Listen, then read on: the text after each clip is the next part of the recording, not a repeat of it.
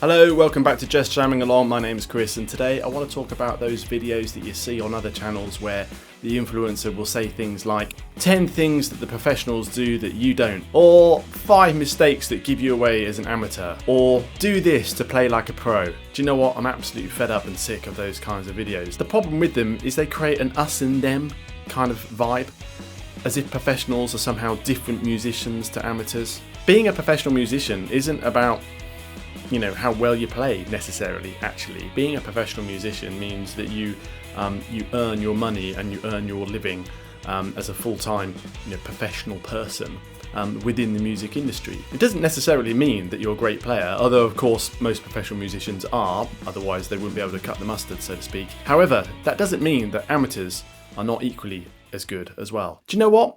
When did you ever see a piece of written music notated or tabbed out, and in the top corner where it indicates the ability level, did it ever say professional or did it ever say amateur on there?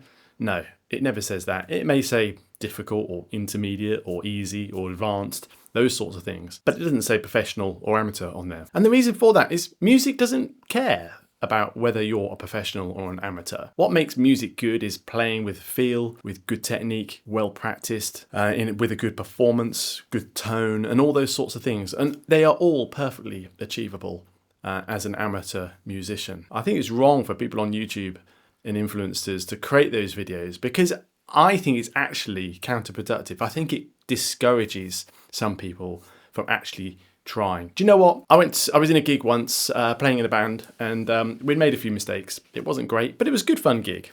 And as ever, the mistakes were probably not as bad as we all thought.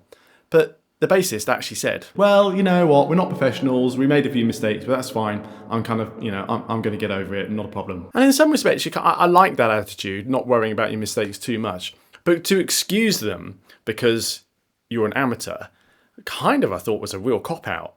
Just because we're an amateur doesn't mean that we should allow ourselves to kind of make mistakes and not do anything about it and not strive to improve. So I think it's the wrong mindset. In many respects, being an amateur, you're in a better position than a professional. As an amateur musician, you get to play the music that you want to play. You're not necessarily under any particular pressure to perform or to create music to a particular deadline.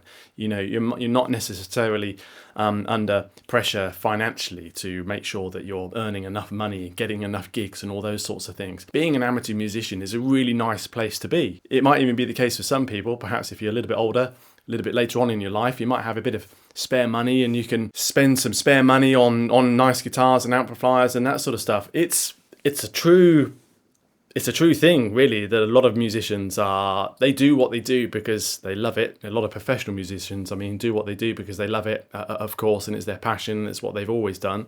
But it's not necessarily a well-paid industry to be in. So being an amateur musician is no bad thing. It really isn't. But also, I think the thing that really gets me, and this is probably my key point that I want to make, is what do true professionals think of amateurs? Whenever I've seen true professionals, true guitar, really great guitarists giving advice and giving instruction, they're always very encouraging. There's no mocking, there's no discouragement, there's no belittling. Far from it, it's the total opposite. They're always very giving, very forgiving, very giving, very generous with their time, and very encouraging, and will want to give tips. And you see this. You look at people like Tommy Emmanuel, for example. You see him encouraging people in workshops or playing with other musicians, perhaps getting less well-known musicians, of course, up on stage. And he really cultivates a really supportive environment. That's true of other industries. I'm an amateur musician, but I am actually a professional in another industry. I'm a professional helicopter pilot and I have been for 30 odd years. And when I see amateur aviators, for example, I used to do a lot of display flying at air shows. When I see amateur aviators, I really love their sense of excitement and their sense of passion that they have for their hobby or for their aircraft. They've really got that passion, which I probably lost a long time ago. For me, aviation and flying is just kind of a job. But I look at the amateurs and the hobbyists, whether they own their own aircraft or they're just aircraft enthusiasts. I think they're great, and I really want to encourage them, and I really want to talk to them. I don't talk to them as if they're inferior, or I don't say, oh, that's a rookie mistake you're making with your flying there. Of course I don't. In fact, far from it. I want to try and learn from them. They're doing something new, something different, something that I might not be used to, different aircraft type or whatever it might be. I find it really encouraging, and I want to be supportive and get some mutual interest back as well. Okay, so if you're an influencer and you happen to be watching this video, can I just please request that you stop making those videos where you say things like, do this to play like a pro, or 5 mistakes that, pros don't do but amateurs do, and all that sort of stuff. Frankly, it's nonsense, not very encouraging, and it's not what true professionals would do.